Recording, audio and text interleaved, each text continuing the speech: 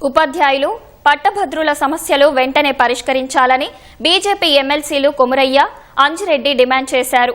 Assembly ఎన్నికల సందర్భంగా ఉపాధ్యాయులకు, పట్టభద్రులకు ఇచ్చిన హామీలను ప్రభుత్వం గాలికొదిలేసిందని ఆరోపించారు.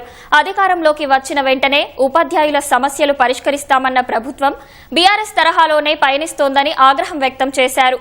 పదవి విరమణ పొందిన ఉద్యోగుల సొమ్మును వెంటనే విడుదల చేయాలని డిమాండ్ చేశారు. ఉద్యోగుల సమస్యలు పరిష్కరించకపోతే భవిష్యత్తులో పోరాటాలకు సిద్ధం అవుతామని హెచ్చరించారు.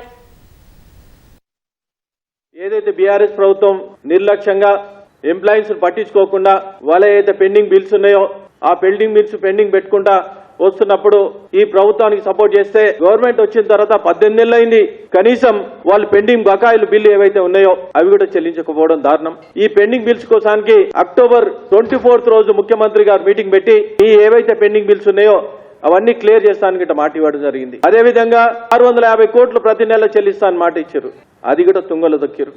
టీచర్స్ అంతా కూడా ఒక్కరు కూడా minimum post graduation, MEd, BEd చేసి ఉన్న టీచర్స్ ఉన్నారు. వాళ్ళందరినీ కూడా కాంట్రాక్ట్ మీద తీసుకొని వాళ్ళు రిటైర్మెంట్ కూడా ఇప్పుడు కాంట్రాక్ట్ బేసిస్ మీద అవుతారు. ఒక్కొక్కరు జాయిన్ అయినప్పుడు కాంట్రాక్ట్ ఏముంది, రిటైర్మెంట్ కూడా కాంట్రాక్ట్లు అయిపోతుంది. తర్వాత వాళ్ళ హెరిటేటివ్ పోస్టింగ్ కూడా ఇవ్వట్లేదు. అవన్నీ కూడా వీళ్ళు మేనిఫెస్టోలో పెట్టి మేము గవర్నమెంట్ రాగానే ఇష్యూస్ సార్ట్అవుట్ చేస్తా అన్నారు. ఒక్క ఇష్యూ కూడా సార్ట్అవుట్ చేయలేదు.